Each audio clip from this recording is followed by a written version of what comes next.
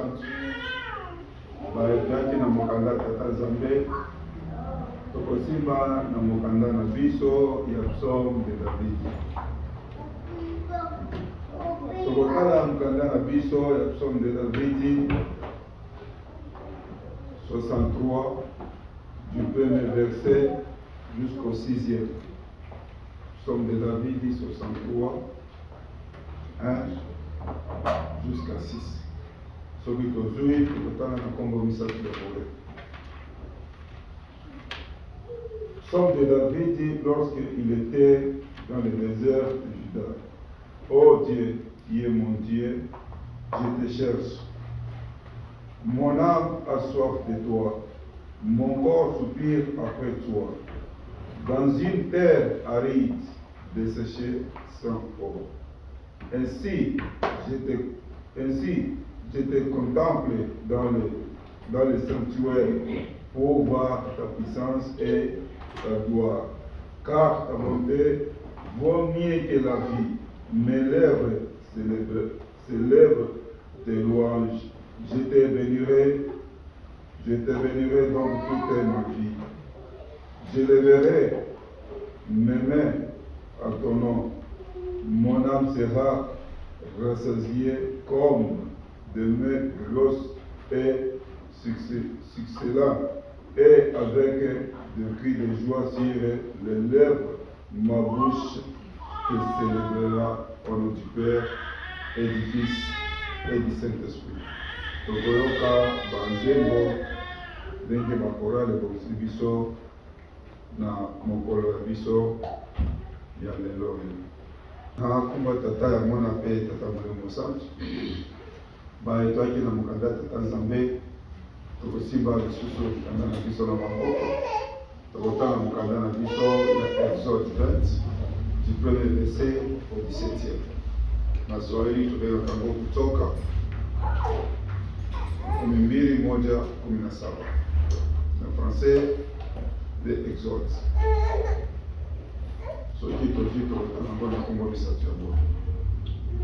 Alors Dieu prononça toutes ces paroles en disant: Je suis l'Éternel ton Dieu qui te fait sortir du pays d'Égypte de la maison de servitude. Tu n'auras pas d'autre Dieu devant ma face. Tu ne te feras pas d'image taillée, ni de représentation quelconque des choses qui sont en haut dans les cieux, qui sont en bas sur la terre, et qui sont dans les eaux plus bas que la terre. Tu ne te prosterneras point devant elle et tu ne le serviras point. Car moi, l'Éternel ton Dieu, je suis un Dieu jaloux, qui punit l'iniquité des pères sur les enfants, jusqu'à la 3e et à la 4e génération de ceux qui me haïssent. Et qui fait miséricorde jusqu'à la 1000e génération à ceux qui m'aiment et qui gardent mes commandements. Tu ne prendras pas le nom de l'Éternel ton Dieu en vain, car l'Éternel ne sera point impuni celui qui prendra son nom en vain. Souviens-toi du jour du repos pour le sanctifier. Tu travailleras 6 jours et tu feras tout ton ouvrage. Mais le 7e jour est le jour du repos de l'Éternel ton Dieu. Tu ne feras aucun ouvrage, ni toi, ni ton fils, ni ta fille, ni ton serviteur, ni ta servante, ni ton bétail, ni l'étranger qui est dans tes portes. Car en 6 jours, l'Éternel a fait les cieux, la terre, la mer et tout ce qui s'est contenu. Et il s'est reposé le 7e jour. C'est pourquoi l'Éternel a béni le jour du repos et l'a sanctifié. Honore ton père et ta mère afin que tes jours te prolongent dans le pays que l'Éternel ton Dieu te donne. Tu ne tueras pas. Tu ne commettras pas d'adultère. Tu ne déroberas pas. Tu ne porteras pas de faux témoignages contre ton prochain. Tu ne combattras pas la maison de ton prochain. Tu ne combattras pas la femme de ton prochain, ni son serviteur, ni sa servante, ni son bœuf, ni son âme, ni aucune chose qui appartient à ton prochain, au nom du Père et du Fils et du Saint-Esprit. Tokoyoka lisusu deuxième tour ya banzembo korani sopesa biso nzembo moko ya mwana mpe tata Molimo Santu. Toyaki nsima tobandaki na mokanda na biso ya kolemba bayuta psaume de David. Psaume de David 63 1 à 6.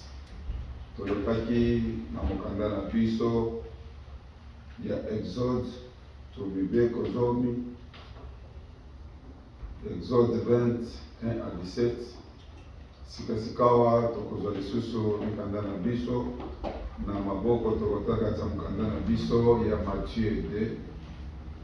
Matthieu 2 tokobanda na verset ya mbobi verset 1 jusqu'à 6. Matthieu 2 1 jusqu'à 6. Soki tozui tokotana na komolisa toko. Jésus étant né à Bethléem en Judée au temps du roi Hérode. Voici des mages d'Orient arrivera à Jérusalem et dira où est le roi des Juifs qui vient de naître, car nous avons vu son étoile en Orient et nous sommes venus pour l'adorer. Le roi Hérode ayant appris cela fut troublé et tout Israël avec lui. Il assembla tous les principaux sacrificateurs et les scribes du peuple, et il s'informa auprès d'eux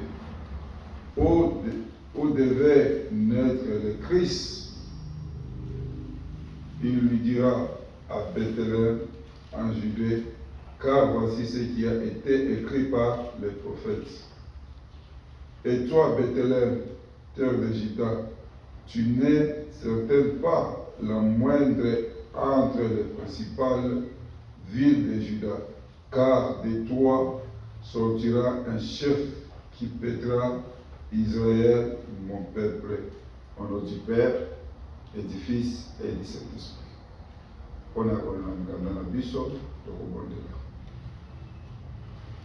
nakoba tata ya mwana pe tata molimo santo nzambe na biso nzambe na mawa tata molimo santo pakasi mokima kyanga topesi yo merci mingi ndenge pesi biso opportunité ya kotelema liboso ya basantu na yo basava na yo papa ya solo na kati na mokanda kotanga ezali facile kasi koyanola ezali pasi yango tozali kosenga présence eza na biso longola biso ba distraction pesa biso matoyi ya molimo makasi na biso ezala esika moko oyo nyonso tokokati na mokanda oyo eutepa na ngai tekati eutepa na yo outilize ngai lokola instrument simple na komba tata ya mwana mpe tata molimo santu amen. Papa mama ekimangisi lokola bomesano ya lingomba na biso tobandaki na mokanda na biso ya loyembo ya bayuda ou psaume de Davidi. Tokosenga bolimbisi wana biso eza bien te mwatu ezali koderange biso mikolo oyo kasi na bokasi ya tata nzambe na kosalisa biso na kati na mokanda na biso ezo papa Davidi toyebi ye nde moyembi monene na kati na mokanda oyo ye nde moto akomaki mokanda oyo baverse ebele lelo oyo tata nzambe amonaki malamu ete totanga lisusu mokanda oyo ya psaume 63. Oh Dieu, tu es mon Dieu, je te cherche, mon âme a soif de toi, mon corps soupire après toi. Wana ezali tata David azali koyebisa biso vie ya papa David, je pense qu'il mangisi nyonso ayebi David azali mwana nani, azali famille ya bato bono babotamaki ndenge nini mpe akomaki roi toyebi quelle que soit sa grandeur na kati na mokili oyo, quel que soit dignité oyo ou bien respect bato banda kopesa na kati na mokili oyo, mais papa David abandaki komona nyonso wana te, abanda komona ezali vanité de vanité. Ye azali koyebisa biso, oh Dieu, tu es mon Dieu, je te cherche, mon âme a soif de toi. Ye azali koluka nzambe motema na ye ezali na kimia te ntango nyonso mikolo nyonso azali koluka tata nzambe motema na ye eza kimia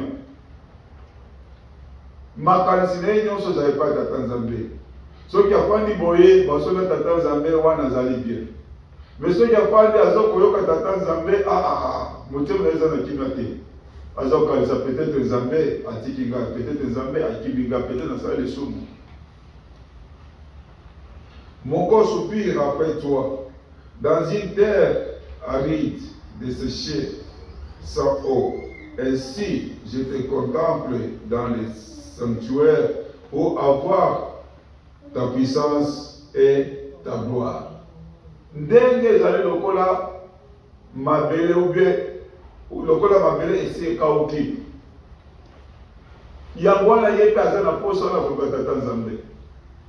Lelo oyo biso bakimangiste soki tobituli biso moko toza na église mobimba. Pendant depuis tobandaki mois ya février, combien de fois biso tosi tomona bapapa na bandoto na biso. Depuis tobandaki le 1er janvier kino lelo le 13 février, combien de personnes bamonaka elongi ya bapapa kati ya bandoto na bavision. Tango biso tozali komona bango te, est-ce que tozali à l'aise? Tozali ko se poser ma question te. Soki yo nanga toza à l'aise, yeba ke toza na lisumu. Mwana tata Simon Kimbangu, okoki kosala un mois, une année, ozali komona milongi ya papa te. Donc ça montre que ozali na mosika. Etambo na yo, etambo na ngai ezali malamu te. Yango wana Nzambe akili biso akoki mosika. Mais papa David aza koyebisa biso na kati ya mokanda na ye. Ndenge ye soki amoni tata Nzambe te, motema na ye eza na kimia te. Mais biso, est-ce que tosala tâche toza kotuna tata Nzambe mpona nini okomi elongi na yo naza komona lisusu te? Est-ce que totunaka te tata Nzambe? Totunaka te. Tomonaka c'est normal. Mais mpona yo nanga kimbanise komona bilongi ya bapapa. Kasi bapapa mpe tomonaka bango ezala na deux sens. Tokoki komona bango na elongi baza na esengo, tout comme elongi baza na mawa. Mais soki tomona bango na mawa tosalaka nini? Soki tomona bango na mawa, il faut se répartir, tosala na tata Nzambe. Pour que tozala na ye en communion mpe na nzela moko. Soki tomonaka bango te, est-ce que tozala na kino kati ya motema na biso? Soki oza na mwana, to na mwasi, ou bien na fiancé na yo, bosali 6 mois ine momonaka te, oyokaka motema ndenge nini. Soki osala na mwana yo, toute la journée omoni ye te, outi mosala, ozala ndenge nini na mwana. Mais biso lelo oyo soki tozomona elongi ya bapapa te toza à l'aise, tomoni c'est normal. Yo nanga kimbangi tomoni c'est normal. Mais mpona mokolo lelo okoki koloba te ezali anormal. Soki tozali komona bango te, totala nano bizala na biso ezali ndenge nini. Totala nano etambo na biso ezali ndenge nini. Nini etie biso mosika na tata Nzambe. Nini etie biso na bapapa elongi na bango tomona yango lisusu te.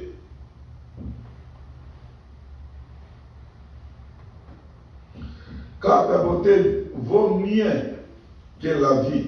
Mes lèvres célébrera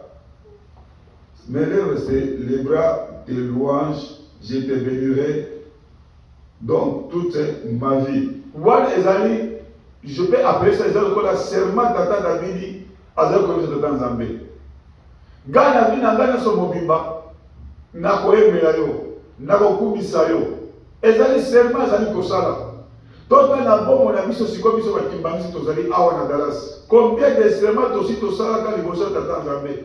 Soki nga opesi ngai boye nakosala boye. Soki nga opesi ngai boye mpe kosala yo boye. Ese nyonso wana tosalaka serment torealizaka yango liboso ya tata Nzambe? Oube soki kaka apesi biso tobosani. Tobosana te lisolo ya Anania na Safina. Eza na kati na mokanda ya tata Nzambe. Baserment oyo tosalaka ekotisaka biso na masumu ezala nde lisumu soki torealize yango te. Mais tata David azwaki ye bomo na ye nyonso mobimba. Quelque soit azalaki roi, quelque soit azalaki mokonzi, yamba kibokonzi ye te. Azwaki ye serment na ye nyonso mobimba. Tata Nzambe akobanda koyembela ye. Et c'est pour cela lelo yo nanga kimbangi tozali kotana mokanda oyo. Ezali bazaka papa David abanda koyembela tata Nzambe. Arespectaki serment na ye. Et que biso serment tosalaki na ye. Ngai nakozala mwana koleki. Ngai nakozala mwana dirigeant. Ngai nakozala mwana korante ou bien mouvement tel. Est-ce que wana tosala na ye serment tosalaka yango? Et par contre tozali koloba ke tozali bana na ye. Est-ce que oyo azali korekomande biso nde ana biso tozali kosala? Ube biso toyebaka tata Nzambe kaka na esika tozali na pasi nde toyebaka tata Nzambe. Voilà ce qu'on est au point dans la qui ne te vendit comme méditer la cohéma. Mais si tu as la maladie, tu as la bitumbaté, tu as la problème, tu as méditer la tata zambete.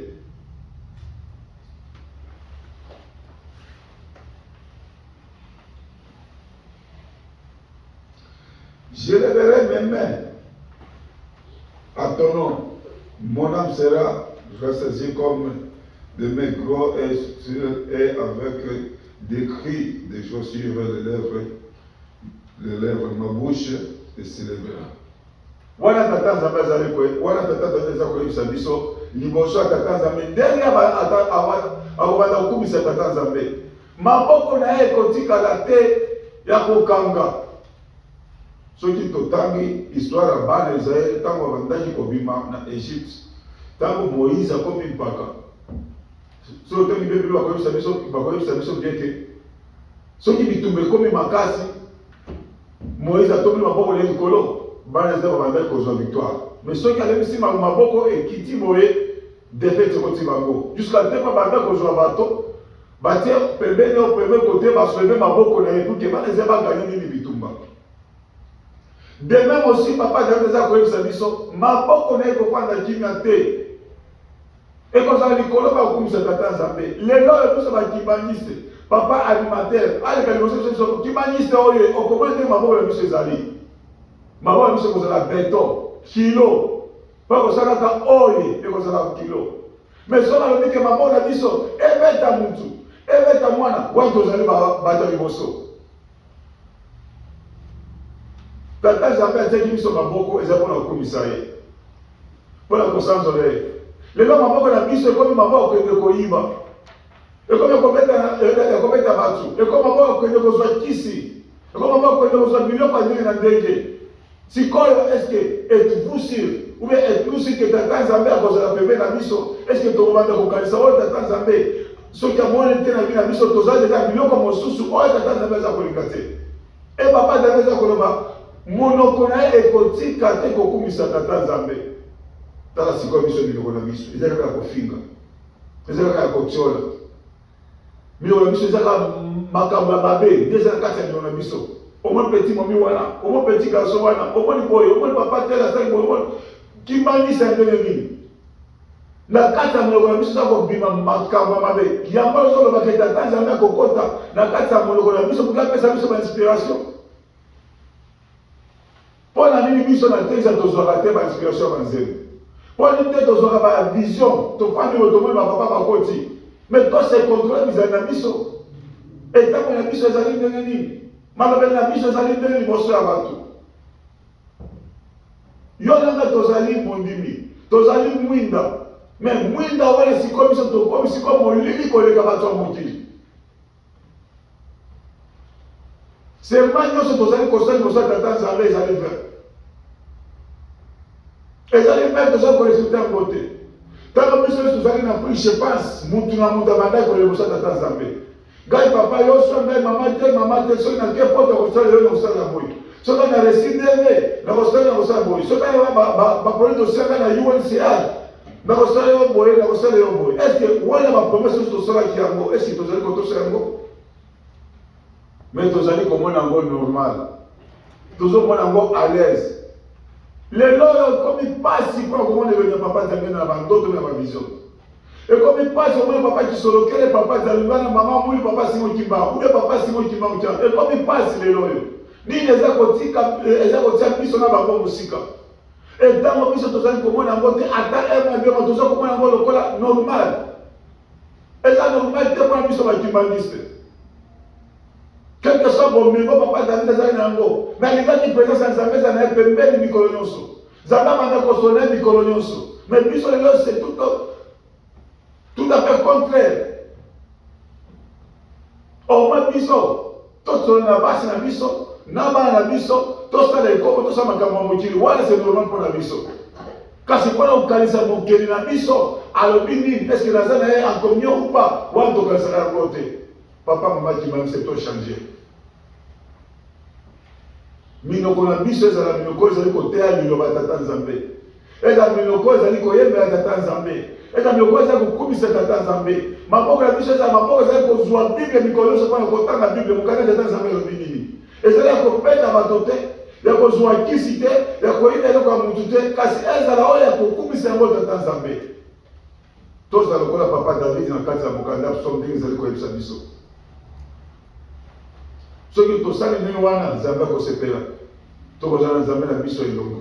Wana nde ezali na kati ya mokanda na biso ya Psaume. Toleki na mokanda na biso ya mibeko.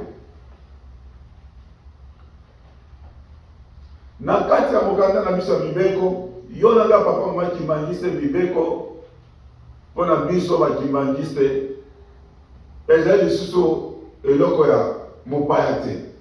Mutu na mutu atala Bible na ye na place wana mibeko page wana komona ndenge ekomisani te. Bisika mosusu touti Bible ya Eglise soki totali pete okote na papier wana esi ekatandeli deja na katikati wana bazwi bakolo babandi kobanda yango. Mpona nini kotanga yango mikolo nyonso matin midi soir.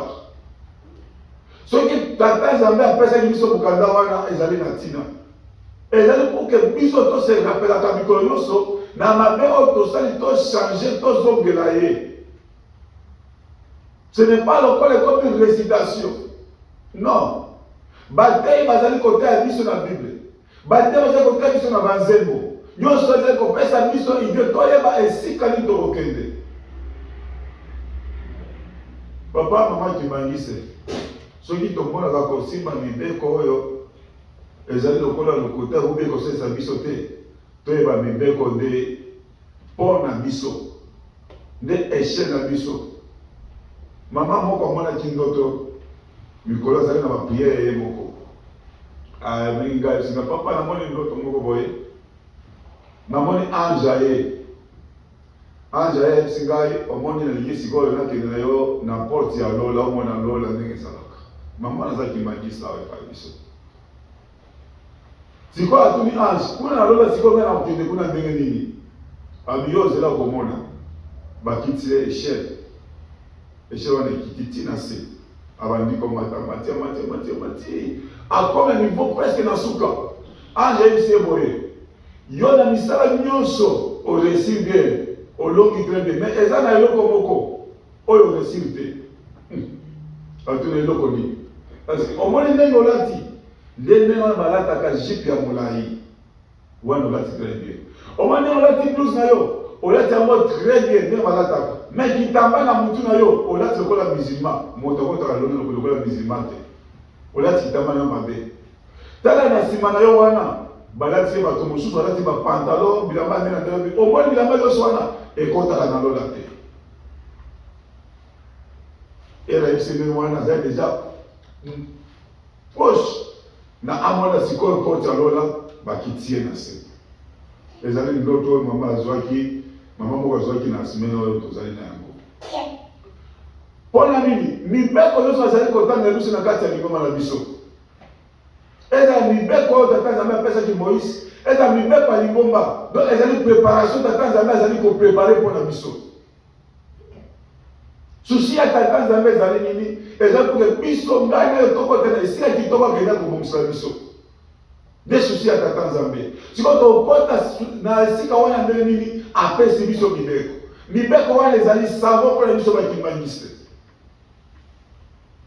Mpona nini soki biso lelo tolati elamba eza na salite, elamba moko ata naza mobali na yo te ube naza mwasi na yo te, soki mokaka eloko moko ya mabe eza kati elamba nga masi okobenga papa yaka nano, elamba olati eza mabe. Elamba oyo fo mama soa abenga yango na lande, ifo basukola yango. Mpona nini ozwi susi wana ndeko na yo kimangisa atama na elamba mabe te. Papa teme mama teme atama na elamba mabe te. Peut-être que cela na savon te opesi pe savon, zwa savon ba ke no soyo elamba wana. Wana olakisi bolingo, c'est bien. Sikoyo wana ezali elamba ya nzoto, kasi elamba ya motema. Tozali kosokola yango. Yango tata Nzambe apesi biso ti commandement. Ezala savon oyo tokosokola bilamba na biso ya molimo mikolo nyonso. Bisika nyonso tozali kokuwa na masumu. On se rappelle aux hommes de Tanzambé, au Seigneur Molimbisi, au Kepa Bangazambé, au Toubé, au Tiki Mabewana. Kasi biso kona ko Toubé là, les années passent. Ah, donc le Toubé pas moi na mokele de wana. Na le Toubé pas papa de wana. Te. na bonzoto akoki kozala mwana moke ya solo, kasi na molimo okoki kozala mpaka koko oyebi te. Mais mpona biso bakimangisi lelo oyo tokomi na doute na katikati na biso, tokomi ata kotosha mimbe kokomi mpasi mpona biso, kosala tata nzambe ekomi mpasi mpona biso. Sikoyo mboka wana elakati ata simo kimbama bosi biso tokota ngo ndenge nini, lola wana tokota ngo ndenge nini na bizalelo tozala na yango, etango tozala na kati ya motu tokota ngo ndenge nini. Mingi lelo oyo bazala na mawa mingi, toki kotama na bonzoto tomoni tozala bonne santé, kasi na molimo tosi tokufa kala. Lelo na tonga na oti mosaka nati reve na ngai ebisi mama ke soki eleli poki ezwi nga makasi lamusa ngai poki nakende eglise. Tata nzambe alakisi ngai mwa paragrafe moko boya makambo mingi katikati na biso. Okomwana awa na tolo na poitrine, donc ao tolati elamba ya pembe, kasi na se bilamba tozango eza na sali te. Na meki kotoza tata nzambe mpona olakisi ngai eloko oyo alakisi na mingi bazali komipesa na mosaka tata nzambe, bamonake bazali bana tata nzambe, kasi oyo bazali kosala kati ya mokili ezali mabe. Yango signification balati na pembe na likolo, na se ezali noir. Il fallait balata yango nyonso eza na pembe pembe. Lelo na tongo merci mingi. Donc nano tomikoki te, toza kotanga na kati ya masumu, nano tochange te, mais 10 commandements bazali kotanga biso kutu pe moi ezali mawa so tozali kotosa te.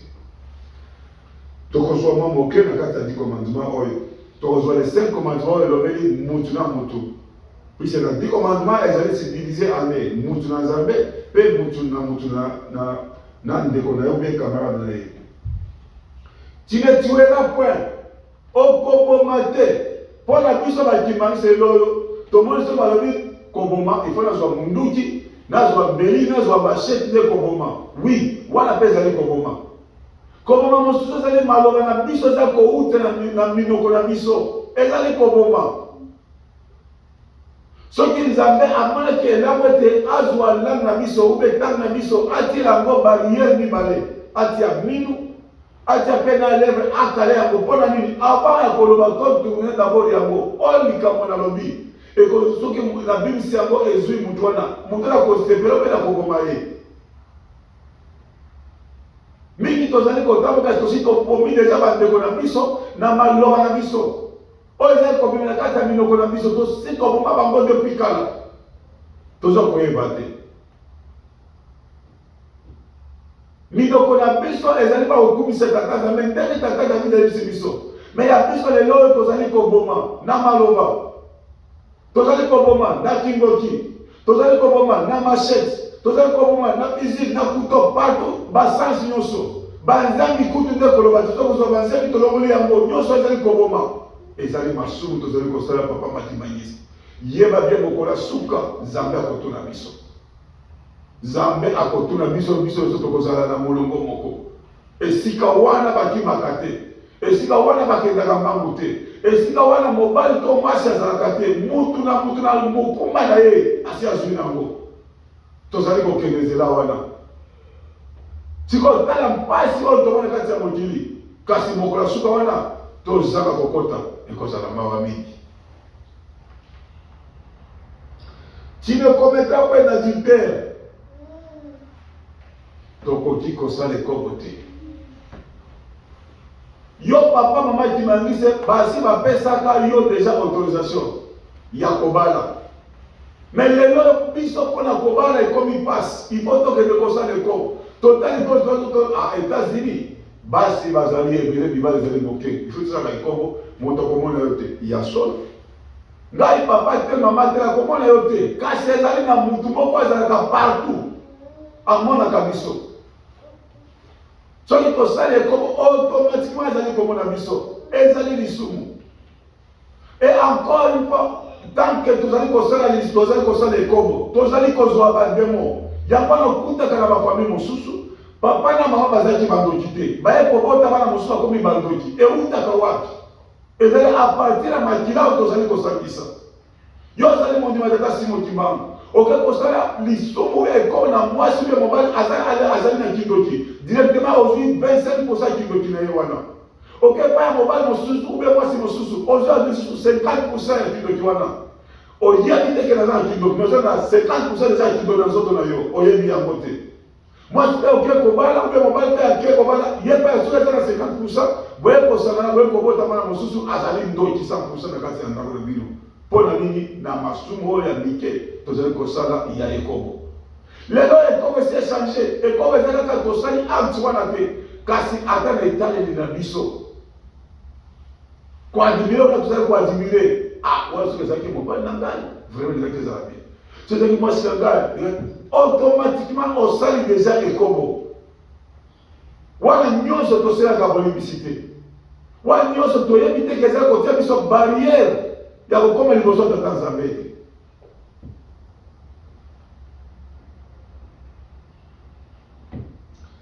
Tu ne déroberas point, tu ne porteras point de faux témoignages contre ton prochain. Lelo biso bakimangise koloba na biso ekomi nde na yebi te ndenge tokosekafie tokomi bachampion koloba makambo oyo ata toyebi yango te. Tokomi bachampion oyo ya kopesa témoignage ya makambo oyo tozalaki te.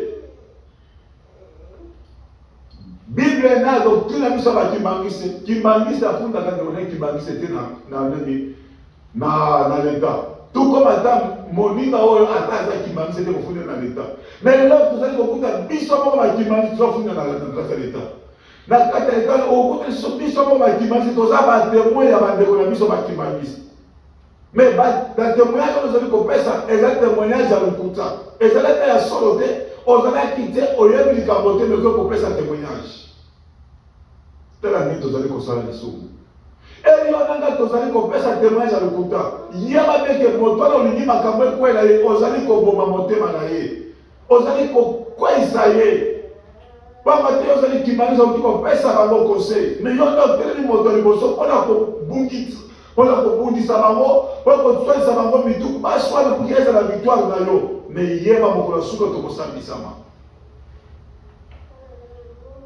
eza ndeko na kimangisa eza moto alibanda okoli okimasi otelemi liboso mpona opesa témoignage nini yo nanga tokozwa na makambo wana nini yo nanga tokoprofite na likambo wana nini nanga yo oke kotia moto oke kotia moto yo kimangise ezaleli wana ozwi yango wapi nani atangisaki biso ezaleli wana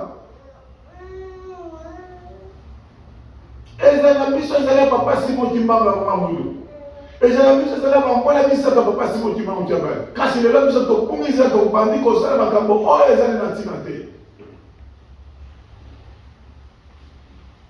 oke na parke bake kotuna batemoin yo nanga Kimbangu tobimi nga otemoin ozali kotemoigner makambo oyebi te ata soki oyebaki yango mpona nini kopesa bango conseil pesa bango conseil en tant que kimangiste teya bango bachange balanda nzela ya tata Nzambe kasi lelo biso tozali koencourage bango na kati ya mali bokende na polisi bokende boye esali ntina te kopesa témoignage ya makambo oyebi te yo nanga kimangiste totika ezaleli wana toyeba tata Nzambe na solo. Tu ne convoiteras point la maison de ton prochain, tu ne convoiteras point la femme de ton prochain, ni son serviteur, ni sa servante, ni son maître, ni son âne, ni aucune chose qui appartient à ton prochain. Wana ezali kolobela biso mpona makambo na soki tobengaka yango tama. Yo ozali na mwasi na ndako ozali na mobali na ndako oke lisusu koluka nini libanda oke lisusu kozwa tama wana esese yo na nini basali na yo wana sikosali ata basali na ngai mbe ezalaki kitoko bangombe na yo wana ubie bantama na yo wana ube ndako na yo wana soki ata ndako na ngai wana ezali na biso te papa mama Kimangiste yo ozali moto akofukama kosambela Nzambe mpe amona susi na yo apesa yo makambo nyonso biso tosala na mokili lifuta ebandaka nde awa na mokili yango atu mosusu toprêcher tolobaki na lola bakosa biso teke avion ezala tokomata avion tokosepela na lola boyebo na lola ezala esengo koyeba puise ovaincre Satan na kati ya mokili okoki kopema esika ya malamu kitoko. Mais na lola c'est pas dit que un pauvre okota na lola puise kobanda kosala masumu chaque fois ya kokanisa omoni soki otala kati ya mokili ya Nzambe basali nyonso bazalaki bapauvre te da ye moko Simon Kimbangu aza pauvre te toyebaka nzembo nani vwamba Kimbangu vwamba mpona alobi nani pauvre Kimbangu pauvre omoni. De même aussi biso bana ye tozali ba riche soki eza tokomi bapauvre ezali mpona bizele na biso mpona mitema na biso mabe mpona koswana na biso mpona koyinana na biso mpona makambo nyonso aza kopekisa biso yango tozali kosala yango ye atie biso mokongo. Sikoyo kati ya mokambo baza koyebisa biso ezala mwasi ya mutu mobali ya mutu mwana ya mutu fi ya mutu ngombe eloko na nyonso kotiela yango motema te soki ezala yo kozwa ngo na kanda te kozwa ngo na makanisi ya mabe te. Wana ezali bino eza koyebisa biso na makambo nyonso wana totangelelo oyo yo na ngai tozali wapi tose kontrole esika nini biso tokoyaki tozobeleka ta Nzambe momo tozali ezali momo ya pasi ezali momo ya koza distrait ou distrait te ezali momo oyo yo nanga toza concentré kosala ta Nzambe mais toza concentré kosala ta Nzambe na mabe oyo te.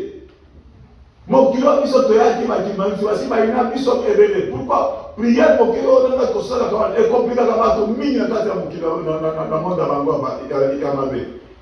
Mais sikoyo bakokuta sikoyo biso bakima ese lisusu tokoti na kati ya makambo wana bakoseka biso tochange papa vraimen kimangisi tosala mibeko ya tata Nzambe tosalela yango totika makambo ya lokuta totika makambo ya mabe tolanda ye ndenge aza korekomande biso pour ke mokola suka tomona nkembo ya osi abongisili biso wana eza na kati ya mokanda na biso ya Exode toleki na kati ya mokanda na biso ya Matthieu.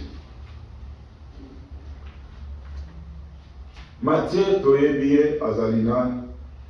Matthieu il était parmi les disciples ya Nkolo Yesu toyebi ye très bien misala na ye na ndenge andimelaki Nkolo Yesu na bamiracle nyonso amonaki na puissance na ye mpe azwaki yango ya kobikisa bato toyebi yango très bien. Kasi lelo oyo tokolobela Matthieu te lelo tozali kolobela kobotama ya mwana ya tata Nzambe kobotama ya Nzambe na kati na mokili yango Nzambe apesaki biso na mokanda oyo ya Matthieu deja koyebisa biso nini. Jésus étant né à Bethléem en Judée, au temps d'Hérode, voici des mages d'Orient arrivant à Jérusalem. Tango Yesu abotamaki. Toyebi biso nyonso kobotama nkolo ezali ndenge nini. Ndenge nini mama Maria azwaki mokumba. Na période wana na Bethléem ezalaki na nini toyebi yango très bien. Ezali na makambo ya ressassement. Il fallait pas que négocier le ressassement. Je peux dire, à l'époque, peut-être, moyen de transport, ils allaient quitter. Puisque ceux qui allaient papa Joseph, alingaki asala moi mais ça t'a tabouret à teki yango pour que maman Marie a un transport à que la puisse ça na mukumba. Mais Bible eza koyebisa biso ndenge bakendaki malebe jusqu'à tema bakutila bamosu basi basisi za ressassement na bango. Nzoka ndezaki plein tata Nzambe pour que kolesa ke ndekobotama na esika wana. Pourquoi tu révèles des wana puisque kobota na koso esi biso na kati ya mokanda ya tata Nzambe ke bakutaki bame ba maison nyonso ya ba accueil esilaka yango bake ko préparer esika wana batiaka ba chèvre ba mouton ba meme na bango esika bakende kobongisa nani mama Marie na papa Jésus pour que balala. Mais tant okokaki kolo Yesu abotami lokola ya ezali mokonzi il faut moi si moko emona na kati ya mokili elakisaki mokonzi abotami basage bamonaki yango babi non baprofete akabalobelaki likambo oyo donc etolo tomoni donc mwana Nzambe abotami tolanda yango tango babandaki kolanda yango bazali kolanda yango bazali kolanda bakomi ti na Jérusalem normalement na bamboka tout comme normalement ne papa Simon qui m'a recommandé à biso mobile ba liboso ezali kotosa l'état bango pe ba tout ça qui l'état ba kenga pas mokonzi ko tout na ye peut conseiller permission dans notre sens donc kasi ko réponse à mokonzi na ce qui bango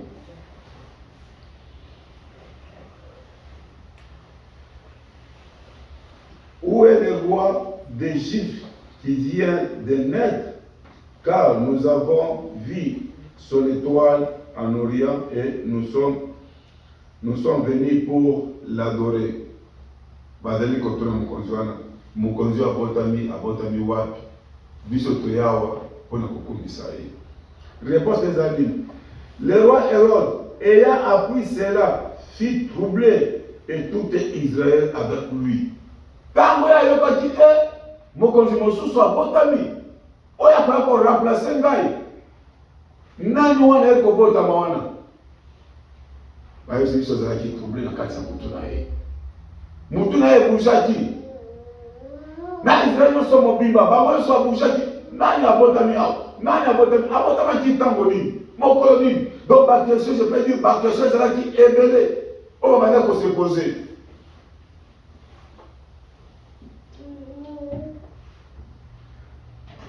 Il rassembla tous les principaux sacrificateurs et les scribes du peuple et il s'informa auprès d'eux où devrait naître le Christ. Le roi Hérode, après avoir commis wana, agi ba sacrificateur, agi ba scribe, atie ba sika moko. Mwana wana balobi abotami wapi? Est-ce que vous avez l'information là? Est-ce que vous avez mis d'accord à votre ami? Est-ce que vous avez mis d'accord à votre maman? Donc, à poser plusieurs questions. À propos, aïeba, nano ya votre ami wa koya kozwa kiti na ye. Nano ya votre ami wa kolongole na bokonzi. Dans d'autres sens, je peux dire que roi Hérode a été jaloux. À moins que déjà fait à reine na ye. À moins que déjà ngaya wa tsikoyo, moto ko remplacer nga aïe. Il faudra monter la stratégie pour que mon père a remplacé l'idée. Il y a pas la bande pour s'informer.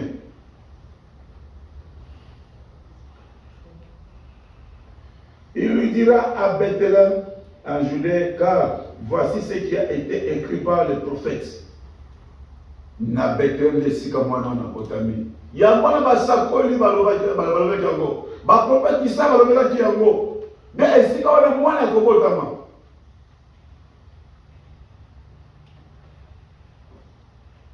Et toi, Bethléem, terre de Juda, tu n'es certainement pas le moindre entre les principales villes de Juda, car de toi sortira un chef qui prêtera Israël, mon peuple. Voilà les allées Maloba. On va scribe. Na ba preso banda ko yebisai eya yoka kindeni wana kande zwake makasi alobi dini wana makambo ezali donc mwana na bota mikuna akeli susu parmi ba sage wana ake ko yebisa bango comme ça bino bokende convertir nano soki bokuti mwana wana solo botami bo adoreye bo ape ko yebisa banga pe na kende ko adoreye. Wala ezalaki maloba bimisaki na moloko na ye kasi na se na motema na ye ezali na makasi mosusu pour que asala nini akende kokoma mwana wana mais toyebi biso ce soir bien rentre ya basage wana ntango bandaki kozonga age abimaki babebisaki bango bozonga nzela wana lisusu te bokozonga nzela mosusu mpo na nini bakende kopesa information neti te epuis j'ai autorisé Marie na papa Joseph babima na mwana bakende vers Égypte. Pour la nini Marie ngaki eya babo mwana wana na suka toyoki bien na kati ya mukanda. Baza koyebisa biso ndenge abomaki bana nyonso babotamaki na periode wana. Ya mibale nyonso abomaki bango. Lelo tozali kolobela kobotama na mwana ya tata Nzambe. Ye moko ba Nzambe papa kisolokele. Bato mingi vont se poser des questions pourquoi le total ni mokanda wana kobotama ya nkolo Yesu. Lelo ezali le 13. Samedi ezali le 12 février. Pour la mission bakibangi c'est ça mokolo nini. Biso nyonso awa tozali awa. Na biki pe toki amona kati ya banzembo ba korela epesi biso.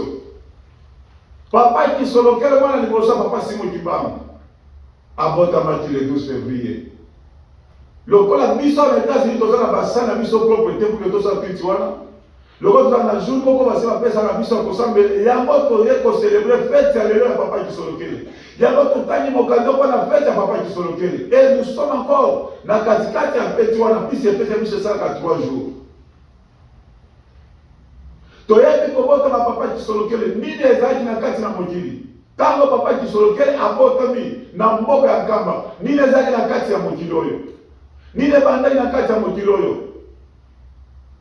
Oyo tobengaka premier guerre mondiale. Ebandaki. Bamala na ndenge bafere jaune ebandaki. Bwana nyonso ezalaki baelema kolakisaki mokonzi abotami. Lekozaki nzambe aye na kati na mokili oyo. Aye mpona kobikisa bana na ye sikoyo. Aye sikoyo mpona biso banoir. Mais aye na kote na biso baoyo batikaki biso. Meme moko papa Simon Kimbangu ayebisaka biso. Yango baye sikoyo mpona korécupérer biso. Mais il fallait bilembo ezala. Yango wana mokili kotaki guerre ya liboso. Naissance ya papa qui solokele. Par contre, nous savons papa qui solokele très bien. Ceux qui malaka bitumba ya kina mokili ezali pona pamba te. Bato mayela mabe basi mama ka zena fituki zamba ke kobotama na continent ya Afrique. Il faut tout ça makasi malade ko takuna. Il faut tout ça makasi bitumba ko takuna pour que mwana wana kufa. Pour que eloko les na kata papa qui solokele ezala effacé. Mais le kola Zambé a kufa kate, Zambé a nonga kaka, Zambé pe akoya kate. Ya kwa balisa papa qui solokele te. Quelle que soit la souffrance que ça mona dit. Na kokanga tata na ye, na kolonia boma kuna kenda ki ba pasi na nyoso ba bataki komona. Ezaki na tina. Tina bazaki ni ezaki pour que yona ka kimandise to ye batata Zambé. Yona kimandise to la tata Zambé pour que tobika. Parmi les 100 brebis, nous n'avons pas de moko tikalaki. Et c'est des biso baïno. Il fallait que nous sommes ça tout pas quitter. Mais là, vous quittez bango, ben là, il va y avoir le jimoté. Il faut moutuna tout na ye. Mais tant que y a papa qui sont locaux, il y a quatre motuli. Bassine mon laki.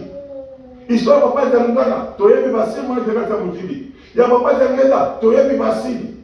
Il y a pas de compétence de confirmation. Peut-être que la service que Baya qui va commettre service au bac. Mais dans la secoyo, kobota papa qui solokele, abota mina sena mitema na biso ndengeli le loyo.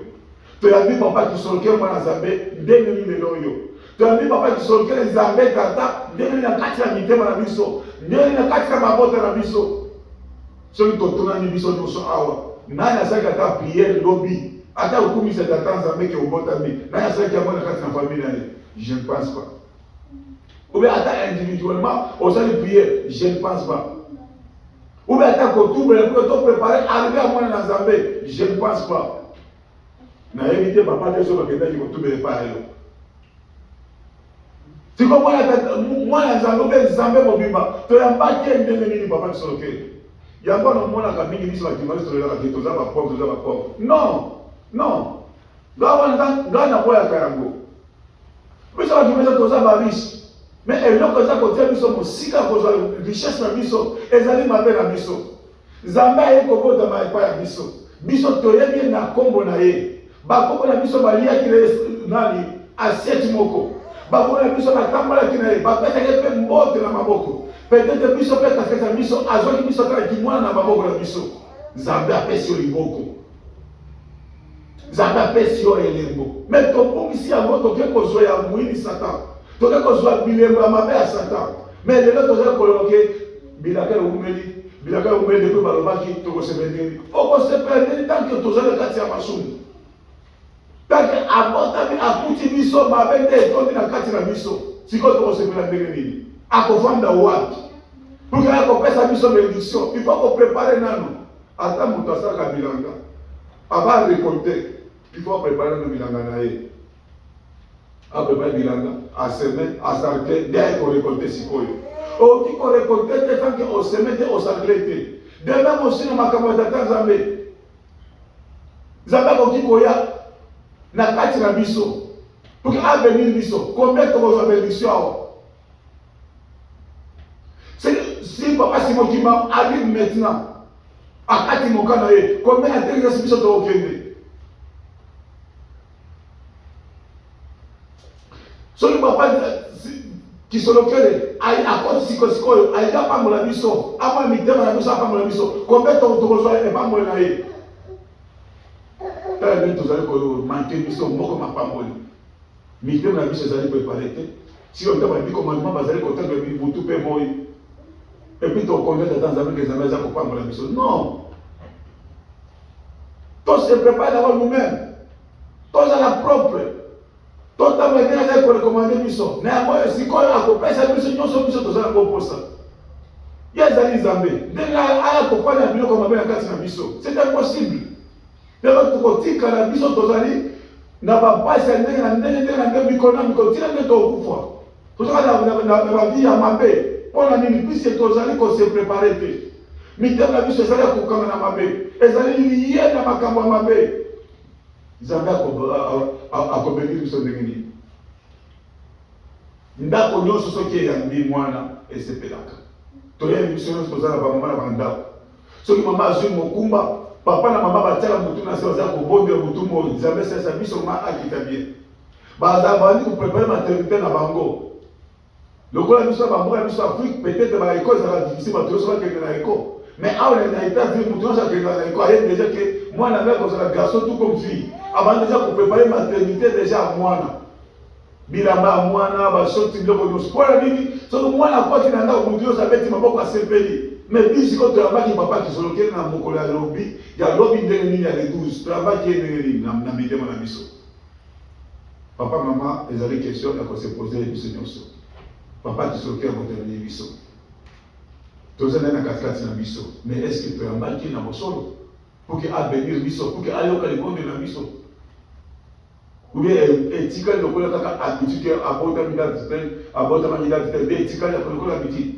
Ceux qui les années habitudes ont changé, mais toujours un bon présent qui a abordé Azana ndako la biso, Azana mitema la biso, amemeli biso kinya, amemeli biso esengo, mais ceux qui osana mabe, okomona kimi wana te, okomona bisengo wana te, mais ceux qui osana propre à abordé okomona kinya, okozala esengo wana tata sirtana qui sont lequel amemeli biso kasa mokilo. Voilà mes amis qui m'ont la biso. Il y a mon collègue l'autre aussi, c'est bon, on a comme tata, il y a moi, on a fait tout à l'heure, santo, amen. Tout est notre bon. Notre péché d'encamp, peut te sanctifier, que tu es déjà venu, que ta volonté s'affaisse à terre comme au ciel, comme nous aujourd'hui nous appelle ce jour. Pardonne nos offenses, comme pardonne ceux qui ont offensé. Ne laisse pas la tentation, mais délivre du mal, car c'est toi qui appartient le règne, la puissance et la gloire. Au nom du Père, Fils et Saint-Esprit, amen. Je vous remercie.